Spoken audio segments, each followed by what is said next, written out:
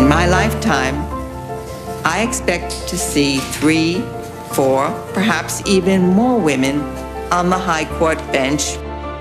Ruth Bader Ginsburg was a champion of gender equality. She is seen in liberal circles in this country as a hero, as particularly amongst women. She just always was miraculously ahead of us. And if we can keep asking ourselves, what would Ruth do? What would Ruth say? Then she will be with us. Despite graduating top of her law class, she was passed over by major legal firms for being a woman and a mother. Her 1993 appointment to the Supreme Court was the pinnacle of a legal career that broke gender barriers. Having experienced discrimination, she devoted the next 20 years of her career to fighting it and making this country a better place. And we are coming on the air at this hour because CBS News has confirmed that Supreme Court Justice Ruth Bader Ginsburg has died. Her death comes just over 40 days out from the US presidential election, and her replacement could reshape the US Supreme Court. I will be putting forth a nominee next week. It will be a woman. To jam this nomination through the Senate is just an exercise in raw political power.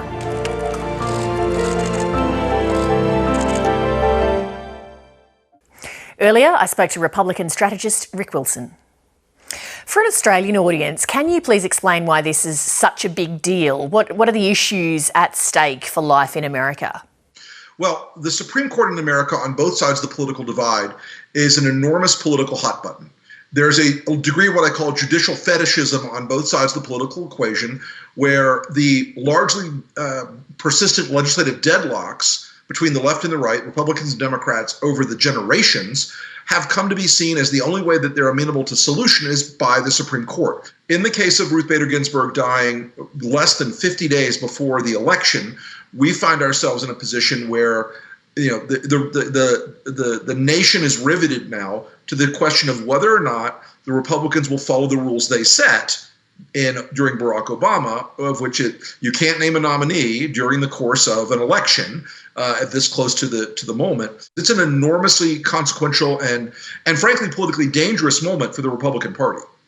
What are the kinds of social issues that could come into play with a new Supreme Court justice?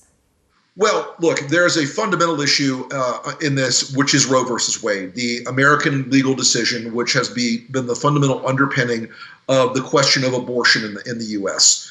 And there is a belief that Roe versus Wade will fall if there's a 6-3 conservative majority in the Supreme Court. However, I think that if you end up having the framing of a strongly pro-life justice as Trump's nominee, you will end up this fall with a hyper-activated Democratic base that will come out, they will crawl through broken glass to vote against Donald Trump in this case.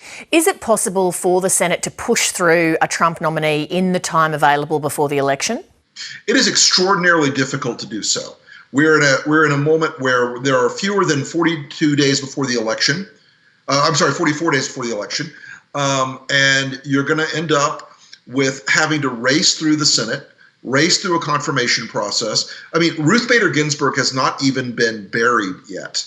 And I think that the rush by Mitch McConnell and Donald Trump betrays a certain degree of nervousness about their electoral prospects this fall. And so, and with Donald Trump, the idea that he's going to name a third Supreme Court justice and therefore put his mark on the court in a way that no other president in modern memory has done since FDR is an appealing thing for him. But it also, we're learning from a lot of the polling, is motivating a group that's typically not as motivated, which is younger women voters, 18 to 30 years old, who in America traditionally are not a high propensity turnout group. Well, this has rocketed their propensity to want to vote through the ceiling this year. Rick Wilson, thanks for joining us. Thank you.